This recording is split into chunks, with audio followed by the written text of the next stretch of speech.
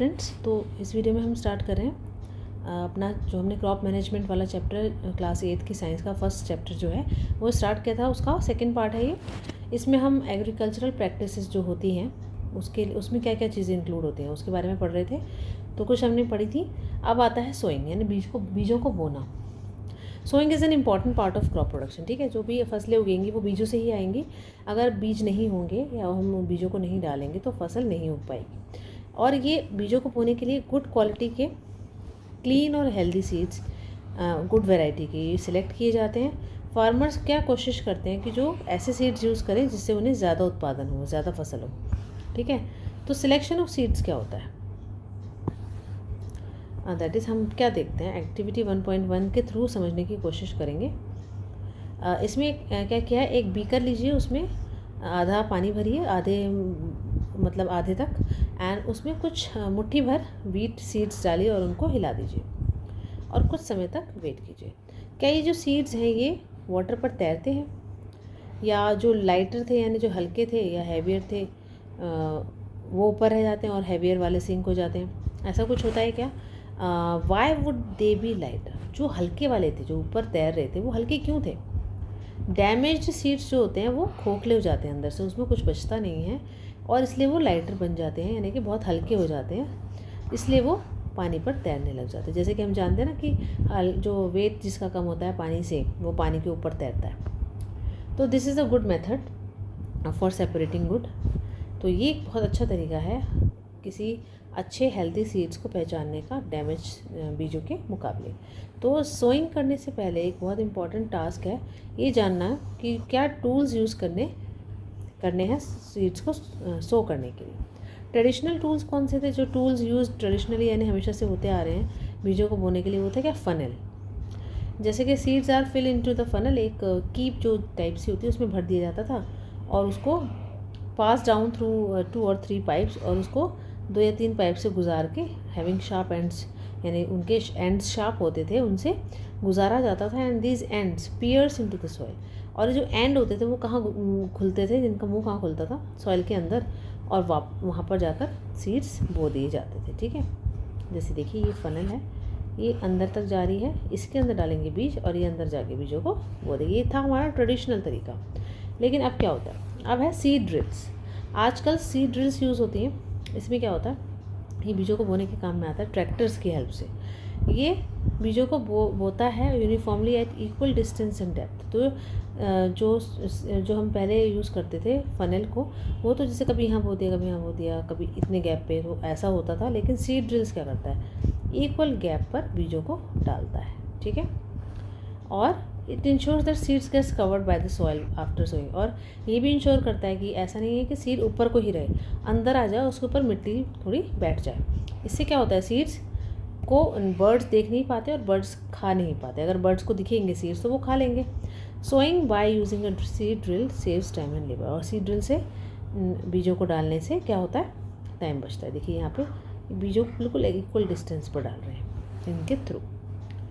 और क्या होता है, अप्रोप्रिएट डिस्टेंस, यानी कि अगर इनके बीच में गैप होता है तो इसका क्या होता है कि जो सनलाइट है वो अच्छे से उनको मिलेगी, हवा मिलेगी। अगर ऐसे चिपका के अगर हम बीज डालेंगे तो किसी को हवा मिलेगी, किसी को नहीं मिलेगी, या किसी के ऊपर सनलाइट पड़ेगी, किसी के ऊपर नहीं पड़ेगी। इससे क्या होता है, हम उन कमियों को दूर कर सकते हैं। देखिए यहाँ पर लिखा भी है कि सनलाइट, न्यूट्रिएंट्स और वाटर सॉइल से इक्वल अमाउंट में सब बीजों को मिलेंगे। At times a few plants में have to be removed to prevent overcrowding. कई बार ऐसा होता है कि जो कुछ प्लांट्स एक्स्ट्रा से लग रहे हैं हमको, जो थोड़ा सा भीड़ इकट्ठा कर रहे हैं, तो उनको हम निकाल भी देते हैं कि ज़्यादा क्राउडिंग ना हो। अब हमारा पार्ट आता है 1.5, that is adding manure and fertilisers. ठीक है, तो जितने भी जैसे कि हम लोगों को भी अपने खाने के थ्रू न्यूट्रिएंट्स मिलते हैं, ऐसे फसलों को भी न्यूट्रिएंट्स की ज़रूरत है। तो एक्स्ट्रा न्यूट्रिएंट्स जो उनको मिले उसके लिए हम खाद डालते हैं या फर्टिलाइजर्स डालते हैं। दोनों में फ़र्क क्या है, ये नेचुरल होती है, नेचुरल चीज़ों से हम बनती है, लेकिन ये केमिकली बनाई जाती है फर्टिलाइजर्स। दोनों में ये एक फ़र्क है main. Substances which are added to the soil in the form of nutrients for the healthy growth of plants are called manure and fertilizers। ठीक है, हेल्दी ग्रोथ हो प्लांट्स की, जो उसके इंश्योर करने के लिए हम जो चीज़ें मिलाते हैं मिट्टी के अंदर, ठीक है, उसको हम बोलते हैं या तो मैन्योर या फर्टिलाइजर्स। सॉइल क्या करता है, सप्लाई करता है मिनरल्स, न्यूट्रिएंट्स को क्रॉप प्लांट्स तक पहुंचाती है। And these nutrients are essential for growth of plants, तो ये ज़रूरी है प्लांट्स की ग्रोथ के लिए। और कुछ एरियाज़ में फार्मर्स क्या करते हैं, क्रॉप उगाते हैं एक के बाद एक, मतलब एक मिट्टी पे पहले एक क्रॉप उगाई, उसे काटा, फिर दूसरी उगा दी। तो इसकी वजह से फील्ड कभी भी ऐसा नहीं खाली नहीं छूटता, ठीक है, कभी खाली नहीं रहता। इमेजिन करो कि न्यूट्रिएंट्स का क्या हाल होता होगा, उसके सारे न्यूट्रिएंट्स तो खा गए, फसलें खा गई, ठीक है, तो कुछ नहीं बचा उसके अंदर, मिट्टी ख़राब हो जाती है। तो कॉन्टीन्यूस कल्टीवेशन क्रॉप्स की जो वो सॉइल को पुअर बना देती है न्यूट्रिएंट्स में, ठीक है, न्यूट्रिएंट्स में पुअर बना देती है। तो आपसे क्वेश्चन पूछा जा सकता है कि एक ही, अगर हम बार बार एक ही मिट्टी पर फसल उगाएं तो क्या फ़र्क पड़ता है उससे मिट्टी पर, तो ये उसका आंसर हो सकता है therefore farmers have to add manure. अब वो जो न्यूट्रिएंट्स खो गए हैं, यानी जो चले गए हैं, प्लांट्स यूज़ कर चुके हैं, जो क्रॉप यूज़ कर चुकी है, उसको वापस लाने के लिए उसमें खाद मिलाई जाती है फील्ड्स पर, जिससे कि वापस सॉइल में वो सारे न्यूट्रिएंट्स आ जाएं जो जा चुके हैं।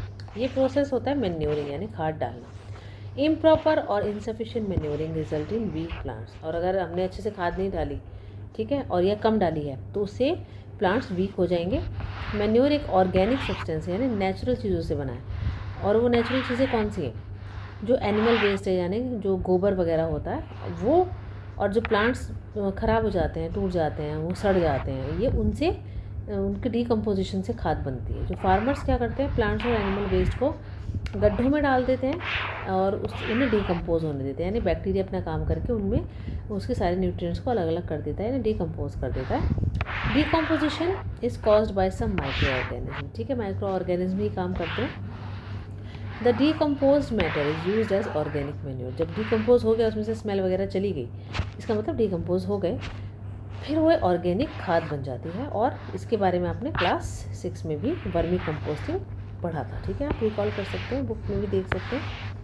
हमारी एक्टिविटी 1.2 है, जैसे मूंग और ग्राम के बीज लीजिए, उनको जर्मिनेट करिए, जैसे कि पानी में डुबोकर हम करते हैं, मतलब मिट्टी में डालकर।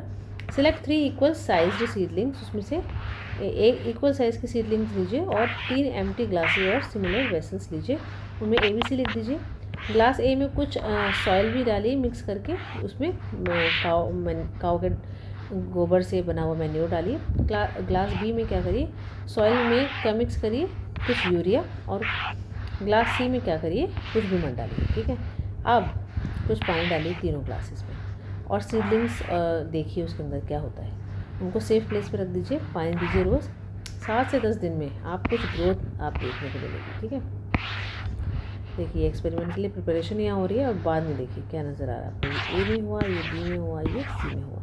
सी में आप देख रहे हैं सबसे कम लंबाई होगी पौधे की, क्योंकि हमने उसमें मैन्योर नहीं डाली थी, इसमें मिट्टी में। Did plants in all classes grow at the same pace, क्या एक जैसी गति से उगे हैं, बड़े हुए हैं। विच क्लास शोड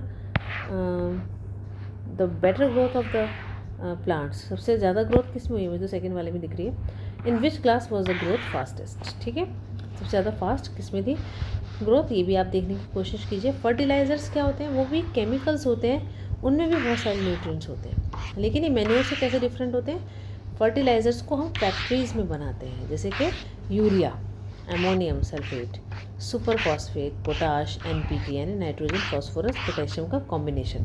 तो ये क्या होते हैं, ये फर्टिलाइज़र्स है जो फसल में, हालांकि ये भी बहुत ज़्यादा केमिकल अगर प्लांट्स में चला जाए तो ये हम लोग जो खाते हैं हमारे मुंह अंदर भी चला जाता है, और ये हमको नुकसान पहुंचाता है। तो फर्टिलाइज़र्स को तो अवॉइड करना चाहिए, ऑर्गेनिक खेती करने के लिए मैन्योर का यूज़ करना चाहिए। The use of fertilisers has helped farmers to get better yield of the crops.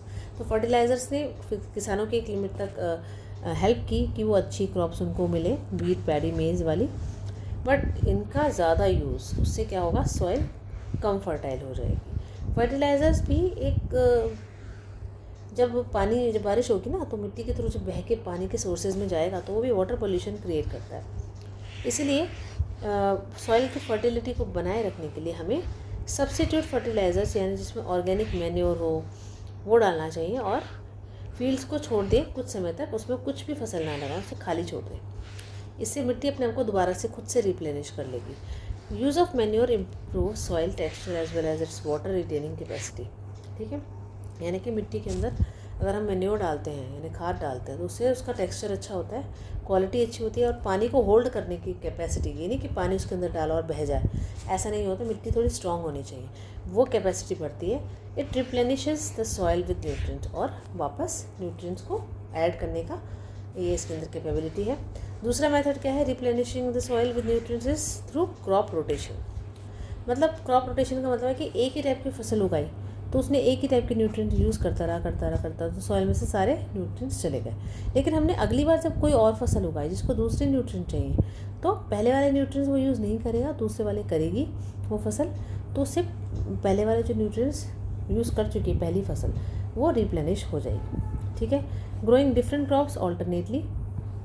पहले क्या था, फार्मर्स जो नर्दर्न इंडिया में वो लेग्यूम्स यानी दाल वाली जो as fodder in one season वो चारे के रूप में लेग्यूम्स उगाते थे, and wheat in the next season, अगले सीजन में गेहूँ उगा देते थे।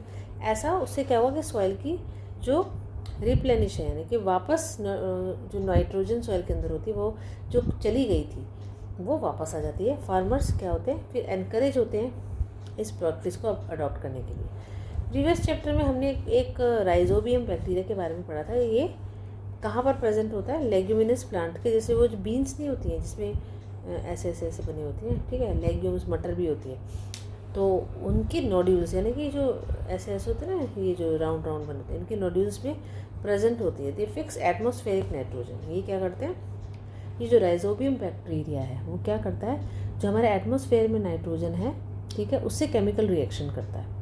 केमिकल रिएक्शन करके वो उसको मिट्टी में छोड़ देता है, तो मिट्टी के अंदर नाइट्रोजन वापस आ जाती है।